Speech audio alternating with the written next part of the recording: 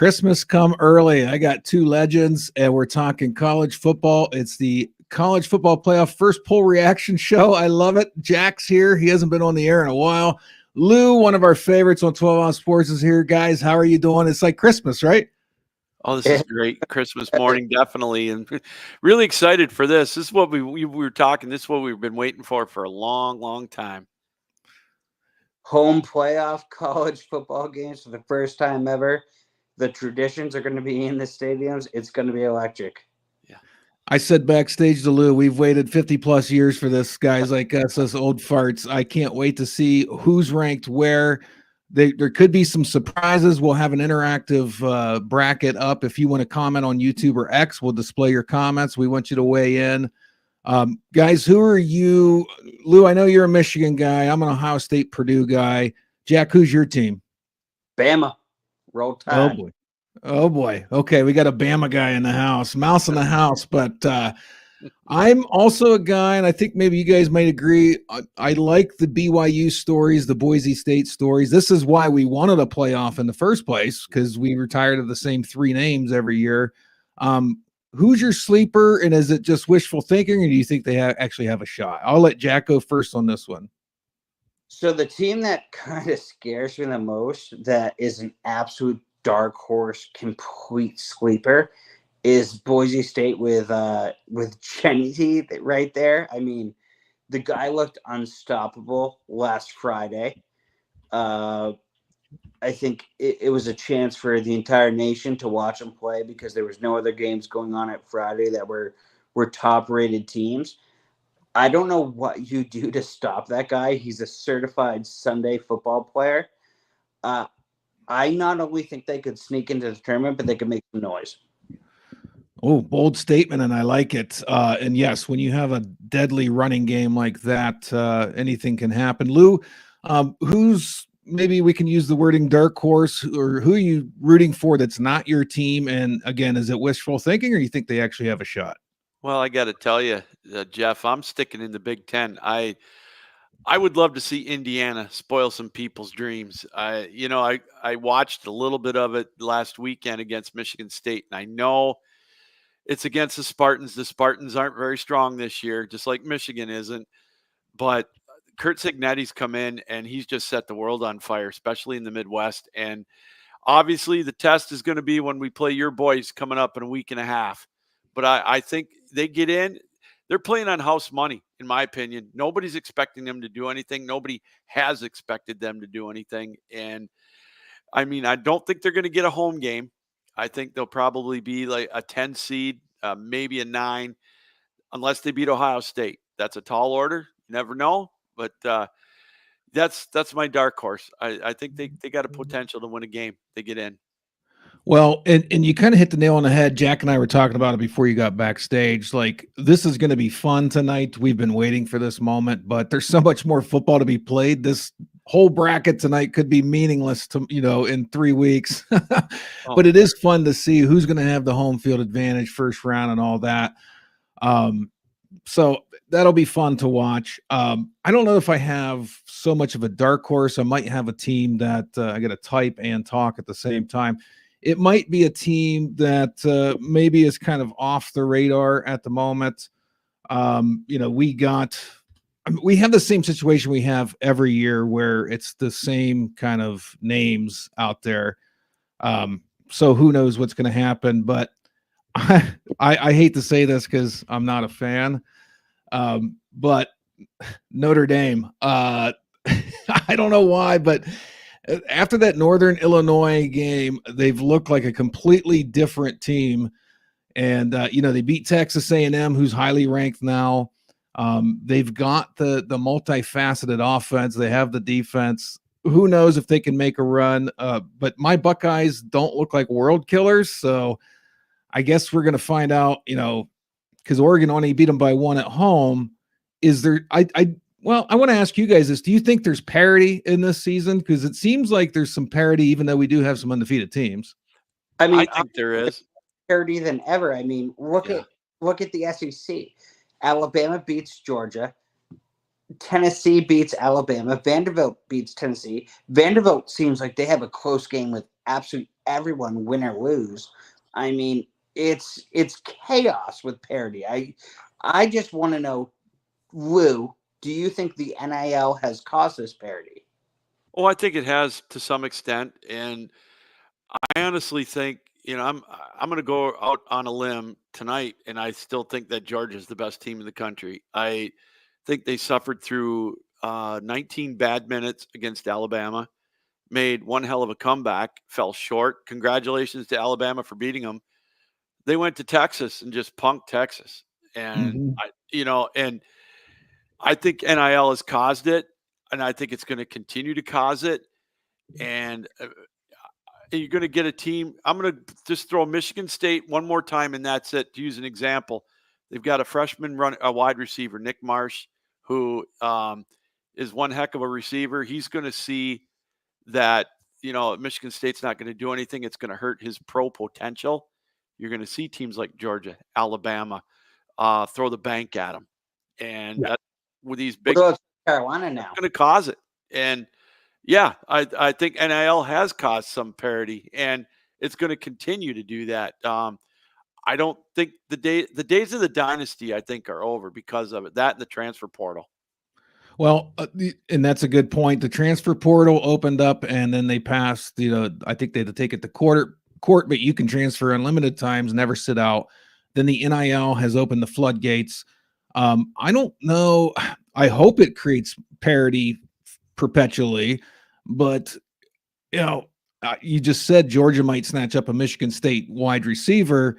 You might see that too. Ohio State has a $20 million payroll. Yeah. So you might see the blue bloods start just forking over the money and taking everybody's good players. I keep my fingers crossed that college football is going to be, have a lot more parity than we've seen in the past, because again, we've had a 10-year stretch where it's like Georgia, Alabama, Ohio State, they're always in the mix. Now we get to talk tonight, the BYUs, the Boise's. Yeah. That makes it fun. I'm going to go before the first team's revealed. I'm going to go predictions of who plays in the final and who wins. I'll let Lou go first this time. Well, I think Georgia's going to be in one final. They're going to have one spot. Again, I just think Mark Richt has got that team. Or I'm sorry, pardon my French there. Kirby Smart has got that team on a roll.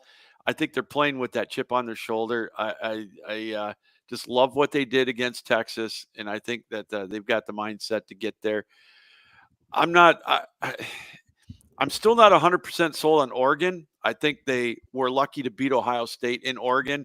I think I think Ryan Day made a gaffe on that last drive. It cost him. Get him on a neutral site in the semifinal. I think it's going to be Georgia against. I think it's going to be Georgia against Ohio State in the final. I mean, it's Will Howard will do enough to get him there, but I think Georgia's going to win it all. Wow, Jack, what's your prediction? I find it tough to predict a final just because we don't know where the teams are going to land. But based on the bracket, because some of these teams might have to play each other to get through it. But Ohio State, Georgia, Alabama, and I think Boise State might be the 4 best teams in the country right now. I think it's going to come down to those 4 teams. So I guess I'll give you the rematch of Alabama versus Georgia for the national championship. There is a bold statement right off the bat. Wow. A few minutes in. The first 5 is in 21 through 25. Army's 25th, Missouri, Clemson, Louisville, Washington State at 21st. So I wonder how that adds up. The ticker's going too slow. I wanted to see how that lines up with the current top 25, but it'll scroll by here in a minute. I think while the Oregon win against Ohio State was impressive by 1, I think teams like Ohio State, and I'm so confident for Ohio State, even though I'm a fan, of course I'm confident. I've seen in the past where Ohio State made the finals, the championship game, that they had a ding early in the season, and then they kind of found their way. Now, I don't have the faith in Ryan Day I did Urban Meyer to have this team grow and mature and get better. But I don't think that was the best Ohio State could put on the field. So I don't see Oregon in the final. I think it's an impressive win, but they did have the home field advantage. I do think, Lou, you brought it up. Georgia's second half against Alabama should have scared the nation because they were dead to rights in that game at halftime. They could have easily quit, and they went back immediately to looking like the best team in the nation, and they took the lead before the crazy 17-year-old wide receiver did the okey doke. Hollywood. Yeah. So Georgia should have scared a lot of teams in that second half because they looked unstoppable and they came from the dead and almost won that game. So I like Georgia in the final, and I'm taking my sleeper. This is crazy. I never picked Notre Dame. I'm going to say Georgia Notre Dame, which is going to make for a terrible final because I think Georgia's way better than Notre Dame. But I don't know why I like Notre Dame. It's a gut feeling today. I didn't feel it yesterday, but that's my guess. Well, to your point about parity, to both you guys' point, I think any number of those teams from 4 to 12 could go on a run. I'm not as sold on Alabama as Jack is. I mean, I'm not sold on Tennessee. I'm certainly not sold on Penn State. I think they're the most sorry, Pete. I'm sorry, but Penn State to me is an overrated one-loss team. Their quarterback play to me is very, very bad, and for a top team. Oregon, like I said, Oregon. I don't know. I mean, Indiana, I'd love to see them in. They could win a game, but that tells you that there's not that many, in my opinion, there's not as many elite teams as there have been in the past. And I just think Georgia, and, I think a lot of people might be sleeping a little bit on Miami. They could make a run to the finals. I mean, we got Cam Ward there, and I think he's a great athlete, and I think they could go on a run. They've got an easy path, in my opinion. How's Miami? Miami, I didn't mean to cut you off, Jack, but how does Miami keep getting lost in the mix? That's the funny thing. Go ahead, Jack. Sorry. LSU just got dropped in at 15, which makes that Alabama LSU game even bigger. That they are there, so that is absolutely a playoff eliminator because 100% they're going to get knocked out. So that we got a new guy. We got the Vegas Square. How you doing, Mr. Square? How you doing? Hi, good evening, gents. Saw you guys on YouTube. Thought I might join and talk a little smack with you here. I love it. So we got into LSU there. The first two teams out, the first out is SMU did not make the top 12. Texas A&M is the second team out. So now we're about to get to the rankings of the teams that are in. So SMU's out. Anybody surprised by that? No. I mean, they took an early loss, but they're looking really tough now. Yeah, this is the ACC. That's true. They're the weak sisters of the power conferences. I'm sorry. And there's Boise State right in there at 12. Yeah, so Boise State made it at 12. So we'll get them in on our bracket here. They're going to be on the away team in their first match. So that'll be interesting to see who they play here. Alabama at 11. They're going fast. So we'll catch up to them. So Bama's 11. I'll bring up the graphic once I get all these entered. I mean, not to go too hard into Alabama here, but if they beat LSU next week, the graphic's going to look a lot different. This is true, and that's what we said at the outset. There's still a lot of football to be played, so nothing's final yet, obviously. But we have the first two teams in on the bracket. Alabama there at 11, Boise at 12. They'll have away games to start, so I think they're about to name some others. This is I have to pinch myself, Lou. I mean, we're the old guys here. I've wanted this for so many years. This is a dream come true. There's Notre Dame at 10, guys. Anybody surprised by that? Yeah, I'm not really. I'm a little more surprised by them not being higher, though. I mean, they're gonna sit here with this sting of the Northern Illinois loss, but I mean, if this isn't Notre Dame football in a nutshell, every time we hype them up, they give us something to be disappointed about. But I think they're a better team than 10th at this point. But again, I've been listening to you guys, and Jack said, there's so much more football to be played. especially with Notre Dame. I'm curious in the long term with this, get your guys' opinion. The fact that they can never be 1 through 4, Notre Dame, does this entice them to join a conference finally? Well, it could, but I want to cut you guys. I'm going to cut you guys off. I think we have our first surprise. I don't know. Maybe you're not surprised, but BYU is number 4. Nope, not surprised at all. Not at all. Where I had them. They're gonna win the Big 12, so they'll get that 4th spot. Yep. Wow. I don't think anybody had them as their sleeper on this panel, but that's okay. They're in at number 4. We don't have any matchups yet, so I think that's kind of the theme here. They're not going to give us matchups until they have all the single. Yeah, they will. They're gonna go right through.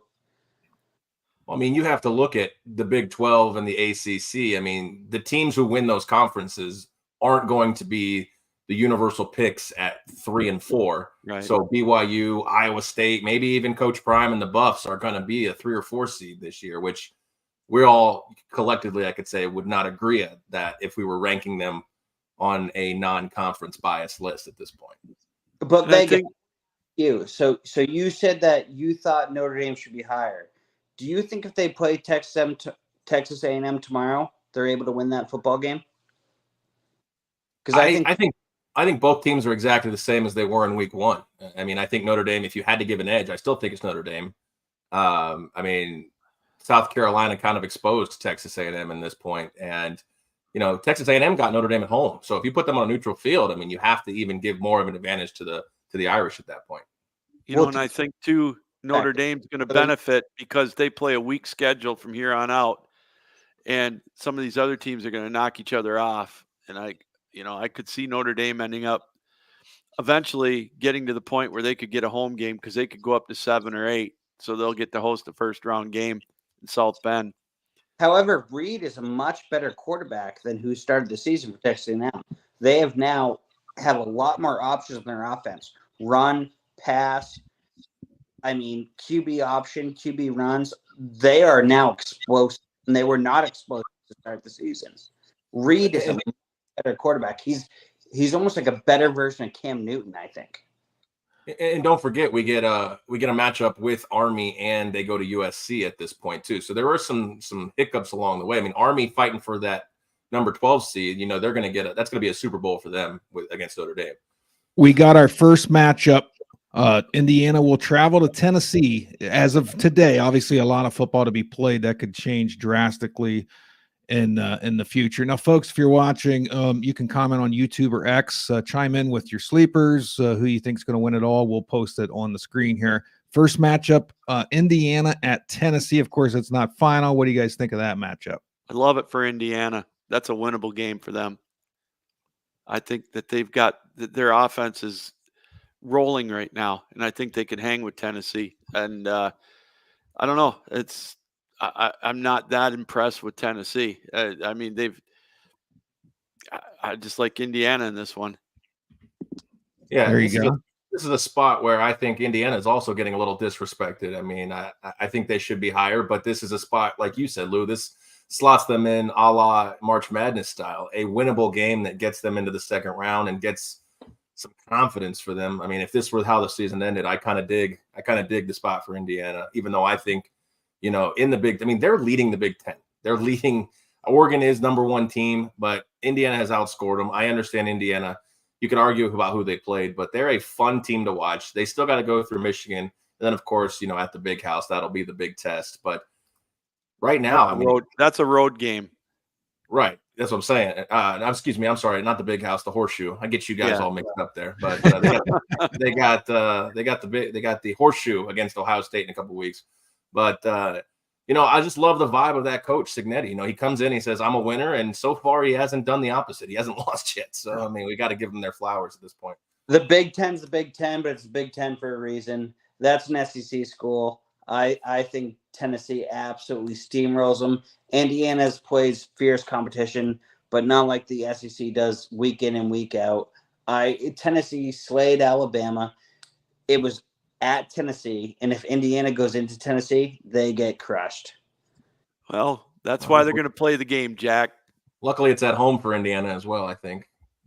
No, We it'd have be some 8 versus 9. It would be at Tennessee. we have some spicy matchups early. Alabama would have to travel to Texas. Penn State would host Notre Dame. Miami's put into the 3 slot. I don't know. Miami in the 3 slot. That means Georgia, Oregon, and Ohio State fighting for 1 and 2. I almost see Ohio State going to the 5th seed against Boise State. OSU is 5 straight up. I mean, they can't jump Oregon, and number 2 automatically goes to the SEC. Yep. Like, So Georgia just went into 2. Yeah, I mean, those are the top 4 seeds are pretty much they're locks. You win the conference. There's no debating that. So Alabama has to win versus LSU, and they have to jump up because they play Texas in Texas. Alabama ain't winning that game. I'm going to be honest. I'm a Crimson Tide. I bleed crimson and white. They are not winning that game on the road in Texas. They better beat LSU and move up in these rankings. Well, I have breaking news. Nobody saw this coming, but Oregon's number 1. Did anybody see that coming? Shocker. Well, I still think if they end up playing Ohio State in the Big Ten championship game, get them on a neutral field. I think Ohio State, it's going to be tough to beat Ohio State twice in 1 year. I think you could see Ohio State sneaking into that, getting the automatic berth and, out of the top 4. Absolutely. Yeah. So this is a football fan's dream come true, because just looking at these matchups here, you have Ohio State. I hope I got that right. They took the bracket away on me, but I think you have Ohio State hosting Boise State, Tennessee hosting Indiana, Texas hosting Alabama, and Penn State hosting Notre Dame. And what would these games be? Late November, early December? I mean, December 21st. Yeah. There you go. So everybody gets their dream scenario, but Nick Saban's gone. Nick Saban traveling to a cold weather game, but he retired just in time. Penn playing Notre Dame is an absolute dogfight. I have no idea who'd win that game, to be honest. Oh, I know based on what I saw Saturday, Notre Dame would beat Penn State because Penn State has no quarterback play. And I think Notre Dame's defense will stop them. And I think to your point earlier about how their offense has gotten a little more well-rounded, I think Notre Dame goes in there and wins by double digits. Wow, that's a bold take. Wow. Okay, there you go. So, would that presumably mean, Lou, that you think Notre Dame is better than Ohio State at the moment? I think, honestly, you take away the first quarter, that Ohio State game, where they spotted Penn State a 10-0 lead with that pick 6. That game's 24-3 at halftime. Ohio State's ahead of Penn State. Penn State couldn't score a touchdown, offensive touchdown. They played like they didn't belong on the same field as Ohio State. You know me, I'm not a Buckeye fan at all, and I just think they got outclassed by Ohio State. I think Notre Dame would still lose to Ohio State, but I just don't think I think Penn State is the most overrated 7 seed that we could have. Well, there you go. Penn State, they struggled against Bowling Green. After their first drive against Ohio State, they pretty much stalled out for most of the rest of the remaining of the game. And then James Franklin, yours truly, did a show last night. He's 13-27 against ranked teams. He's going to be playing only ranked teams in a playoff. So it's going to have a little difficulty there. Yeah, he's a great recruiter, but you're right. What is he? He's won 5 games against Ohio State and Michigan, and I think 4 of them were against Michigan. And he's 4-9 against Michigan and 1 against Ohio State. He's 1-10 against Ohio State. Okay, so yeah, he avoids them.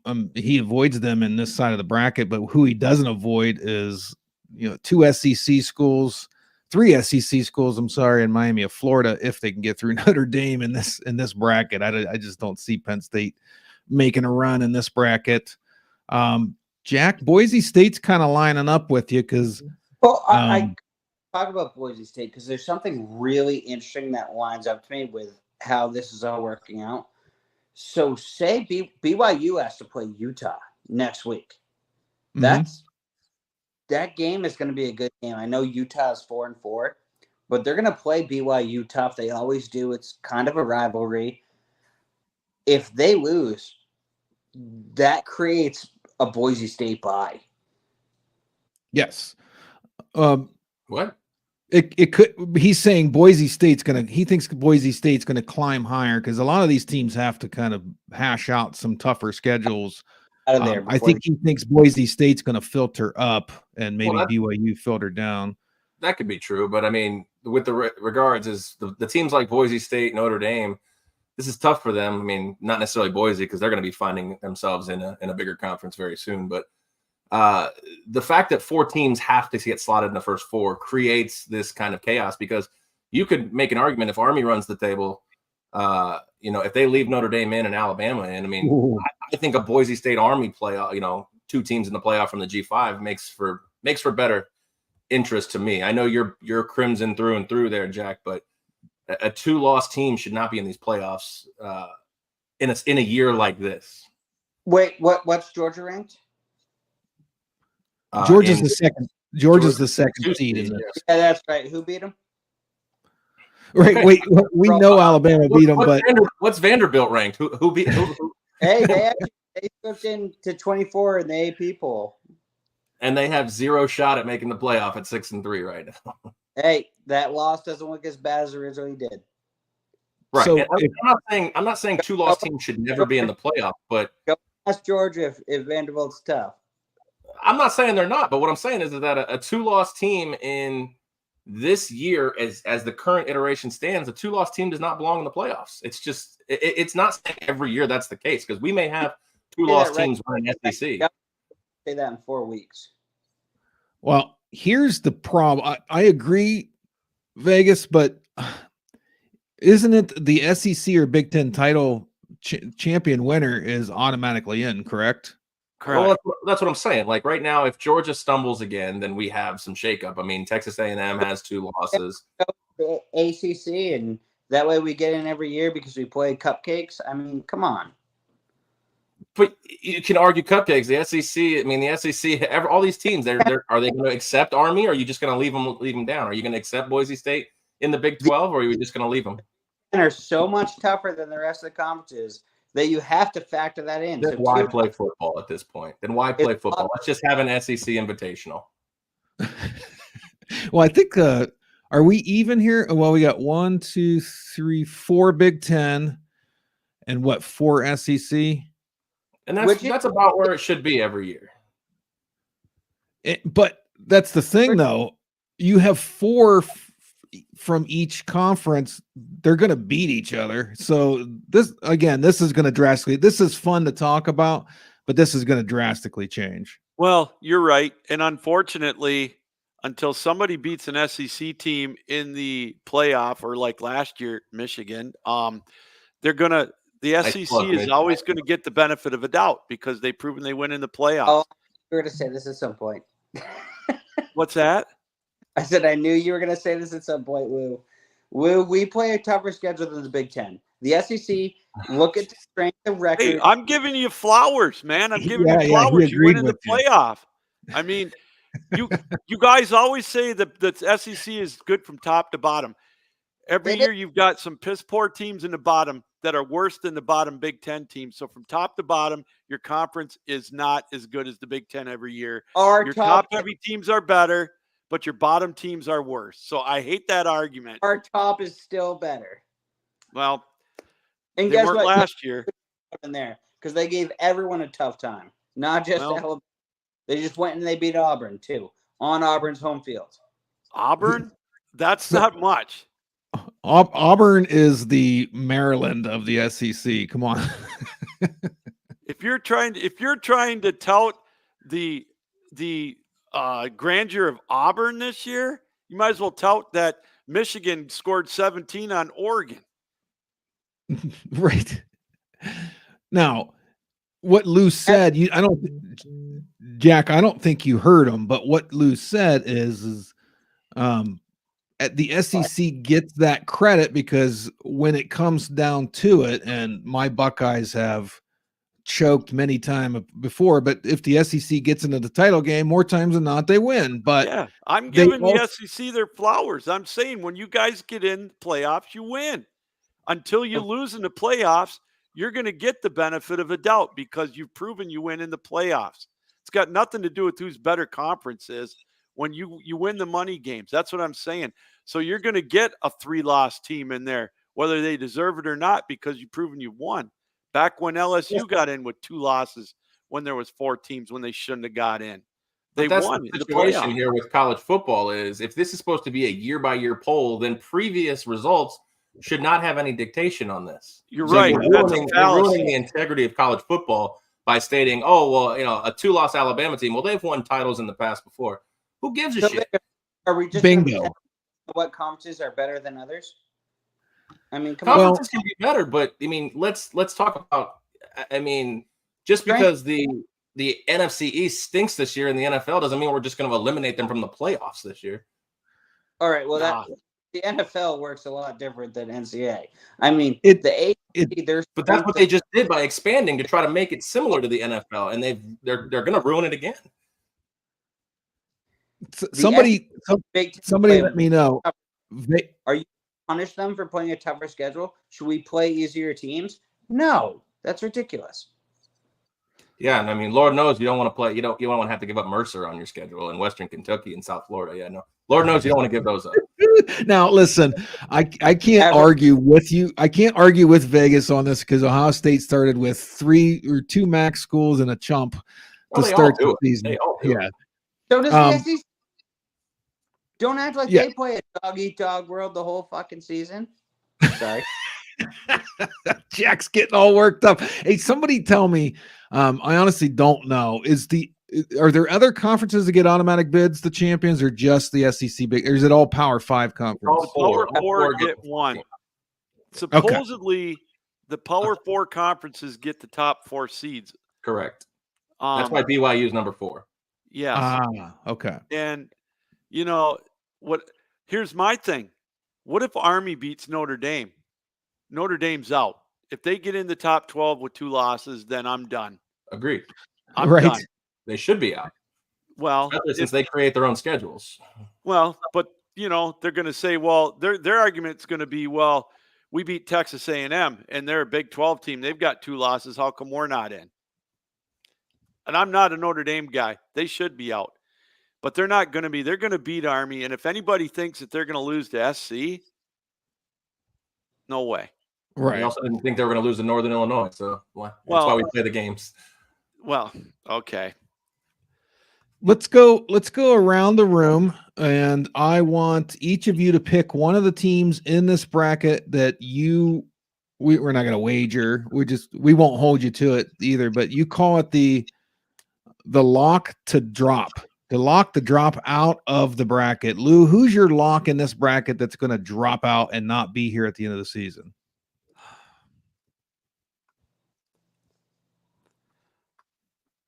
I know you want to say it. I know what you want to say. You don't have to be afraid. Jack, you know what? As much as I think this is the year, I think Alabama deserves it. But to your point, if they lose to LSU Saturday, they're out. 100%. But I just don't know if they're gonna. I don't know. Who I think might be out is Boise State because I think somebody else could overtake them. I don't know who, but I'm gonna say Boise State. There you go, Boise State. Vegas, your turn. I'm gonna go with the Alabama situation here. I mean, they have 2 conference losses, and I'm in the belief that. Now that we've expanded to 12 teams, if you can't even play in a conference championship, then you can't be in a playoff. So I'll take Alabama. There you have it. I'm not even going to address that. I'm going to go with BYU. I think they lose to Utah this Saturday. Wow. Jack, you've been hung up on this BYU Utah, so now I'm going to have to watch this game because you've been be backstage before anybody else joined the show. You said Utah is dangerous for BYU, so I respect that you're sticking to your thought. I can't wait to watch it. Knocks him off. This is going to be an unpopular opinion for some of you, but my lock to drop is Indiana. I can see that. Listen, and they have Purdue. That's a gimme. Purdue's basically a practice squad at this point, but they have Michigan that can win on any given Saturday in the Big Ten, and they have Ohio State. I think there's one guaranteed loss there. So if that's a guaranteed loss, then even if they make the Big Ten title game, that might be their second loss. I don't think they're going to beat Oregon or Ohio State this year. Lou, go ahead. I got a question for you, Jeff. And it's okay. So, what? You're wondering if Indiana's on this bracket with 2 losses? No. You know what? I just answered my own question. Never mind. I was going to say, what would happen if Oregon is still undefeated in the Big Ten, aren't they? I was going to say, what would happen if they ended up tied with Ohio State and Indiana? But that's not going to happen because they don't play Indiana. All right, never mind. I scratched that. That won't happen. This but is pretty much a de facto championship game when they play Ohio State plays Indiana. The winner that's going to get the game against Oregon then. That's a play-in game to the Big Ten title game. Yeah. Right. So I'm putting my money on Ohio State. I mean, but the team that loses that game, I think, is pretty much going to be out of the. Well, that's the committee's difficulty here. Let's say Indiana only loses to Ohio State, but Ohio State's got 1 loss. Indiana's got 1 loss. They're tied. Oregon's undefeated. Ohio State, Oregon rematch the Big Ten title game. Do you put Indiana in? Well, I guess it depends on how bad they lost to Ohio State, right? Exactly. But then if we go by Aaron's logic, and this ain't a slam, but if Indiana's 1 loss and they're not in the championship game, are they out? Again, I mean, in my situation here, it's the same as the 4 team. When teams like Ohio State got in without, Alabama got in without actually playing an SEC title game one time. Yes, they win, but again, in a 14 playoff, you can't win a conference championship. Can you win a national championship? In the 12, you might have to look at different situations. But if you're looking at a BYU team and you're saying that they're going to lose to Utah this week, at some point, the 4th seed is going to be a Big 12 conference team that could be in the teens in the AP poll. You have Colorado at 20, Kansas State at 19, Iowa State at 17, and BYU, if they lose, could fall to God knows what. So, that's going to be the new argument of the off season is, why are we propping up the Big 12 and ACC? If we're trying to instill parity in these other conferences, with NIL deals and whatnot and transfer rules being applied, then, don't we have to start giving them a reason to want to actually play college football after a loss? But Aaron, you're saying they lose in September, and then they build up and they become a better team, and they might not make their conference championship. You're saying they should be out because of a loss early season? It's just the loss. Well, in a 14 playoff, the regular season mattered. Now in a 12-team playoff, we're saying the regular season doesn't matter? But if you lose a game in September and you become a much better team, you shouldn't be more considered for the playoff? Come on. A game in September. If you lose a game in September, naturally you're probably playing a MAC school. Oh, I'm sorry, that was Notre Dame. Never mind. You know what, Jack? I agree with most of that, but I just think that giving less emphasis to September games, I don't think is right. Some of the teams play tough competition in September. Some teams play weak competition in November. And I don't know. You're always going to have somebody pissed off that's left out. The 13th team's going to be pissed. Then they're going to want a 16 team in. Then the 17th team's going to be pissed. Just like in college basketball, the 70th team is upset that they didn't get in. That's the beauty of this. My phone's blowing up, so I was listening, but I wasn't chiming in. I think what you guys are arguing might be similar. You're just saying it different. I think context matters. Jack, yes, I think teams are going to be able to lose in September and still make the tournament, but if they're losing to Central Michigan or Louisiana Monroe, we got to think long and hard. conference championship, you don't belong, which I just cannot agree with. Half of that state, the first half was cut off. I'll let you go again. If you don't play in the conference championship, you shouldn't be considered for the playoffs. I do not agree with that statement. I can't agree with that either. I mean, if you can't be the top 2 in your conference, how do you expect to really be the top 1 in the nation? It just doesn't. So then, does that mean that we got to take teams from more power or non-power 5 schools? Then, sure, why not? No way. They're going to get 70-0. Then play them. Alabama, go play them. Georgia, go play them. No. As much as I hate to agree with SEC logic, I'm right there with Jack. No way. History proves that these cream puffs 9 times out of 10 go in there and get their ass kicked. I mean, if we're trying to build a game of college football and have parity. Western Michigan went into that New Year's Six bowl game a few years ago and got absolutely throttled. Even Notre Dame goes into these conference or these playoff games and gets their ass kicked. I mean, I can't agree with that. Here's the issue, though. Here's the issue. Bigger in the SEC, so it's easy to make those claims. Here's the issue. Here's a scenario I don't like.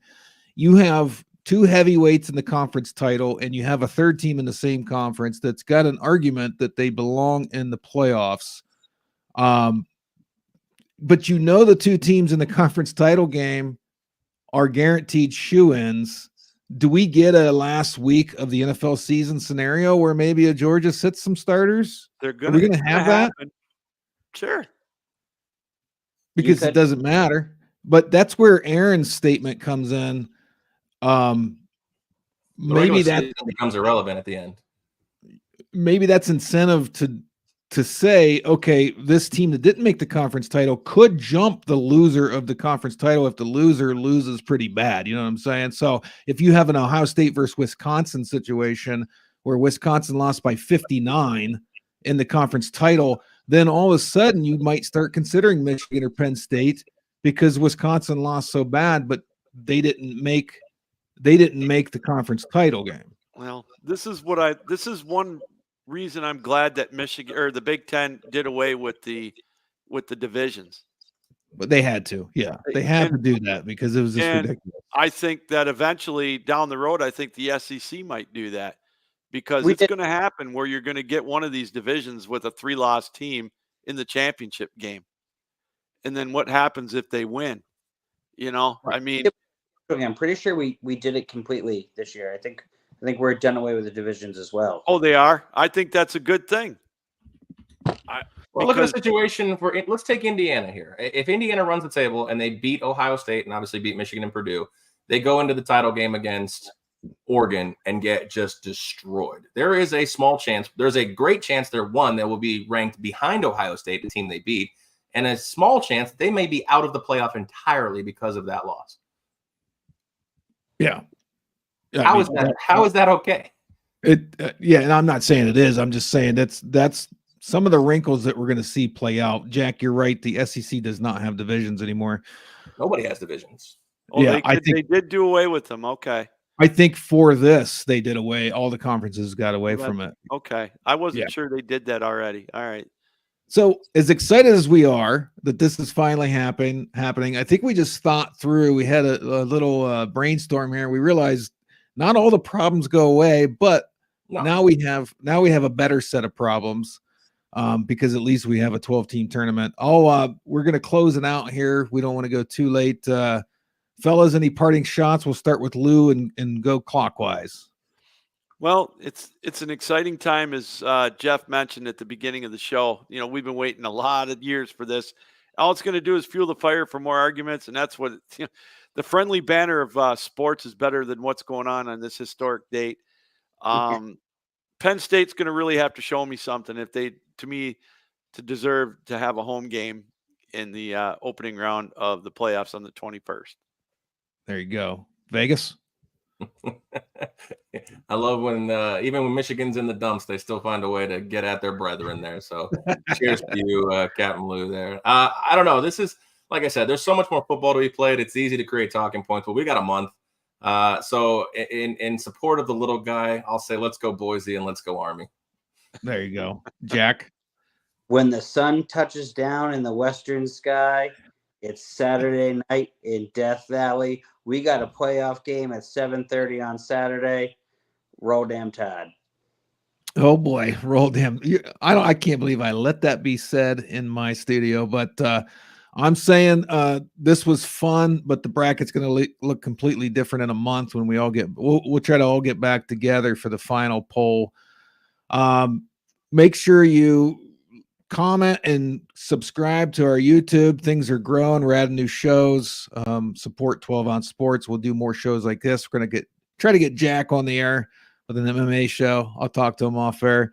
Other than that, guys, I'm glad you joined us. This was fun. I can't wait to the next one when we get the final poll, and then we can make some real predictions and maybe some side wagers. But other than that, try to ignore the other thing going on tonight for as long as you can, because I'm sure we'll hear plenty of it over the next few weeks anyway. But other than that, thanks for watching. Well, go ahead, Jack.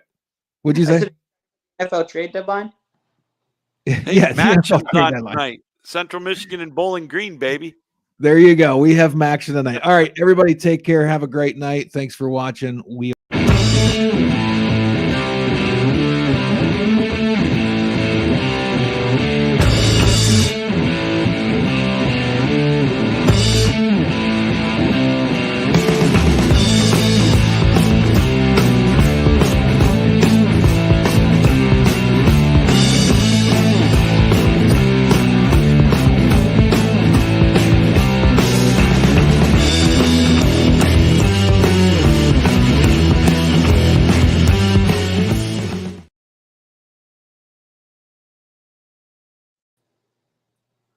I got to go get the dog. He's been barking.